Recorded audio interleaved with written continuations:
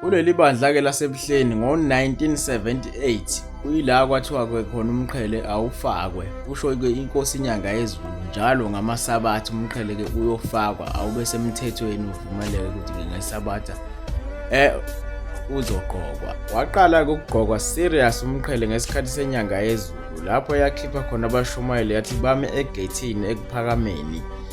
Yathi-ke abajikise bonke abantu abeze-ke enkonzweni yesabatha abangawufakile umqhele, nangempela-ke bajika baphindela emuva. Bese kuthi-ke ngo-1994 wathi uShembe kuthina-ke kunesiprofetho esiphuma kuNkulunkulu ukuthi-ke uma uShembe wangempela ekhuluma lona osukumisa izishosha owenza abangaboni babone, lona onika abantu iy'ngane, asothi kuyena amen, oyingcwele amen.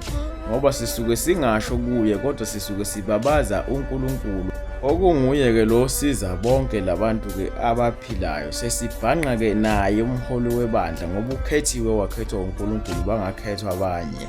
Kuthiwa-ke asithi amen oyingcwele kuShembe ophilisayo nothi isiduli sikaSawuda hhayi umphuphe. Bese kuthi-ke i-keyboard kuleli bandla ifike futhi-ke nenkosi yesithathu yathi-ke ngifuna kukhala amacilongo la-ke ebandleni.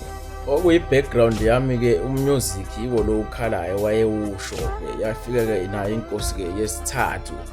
Bese-ke kuthi-ke umNazaretha kuleli bandla kade ugqokwa-ke ngesabatha kuphela. Kungekho umNazaretha yokusebenza, imNazaretha yo-23, imNazaretha yo-14 kanjalo kanjalo.